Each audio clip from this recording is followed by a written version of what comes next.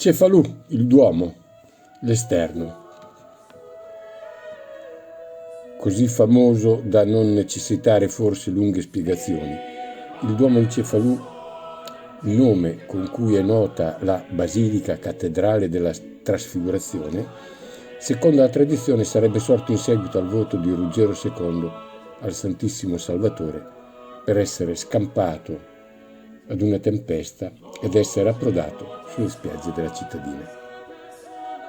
Sicuramente la volontà fu quella di costruire una chiesa dinastica sul modello carolingio normanno con torri gemelle e avancorpo. Il Duomo ora si presenta in stile romanico con tratti siculo-normanni e bizantini. Non credo di dovermi dilungare su spiegazioni che la fama del Duomo rendono assolutamente superflue.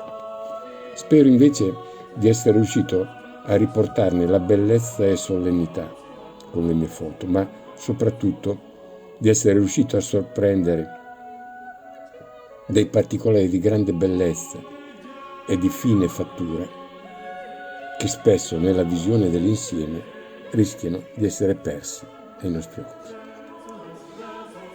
Qui l'esterno dell'uomo, mentre l'interno è oggetto di un ulteriore video in questo stesso canale YouTube.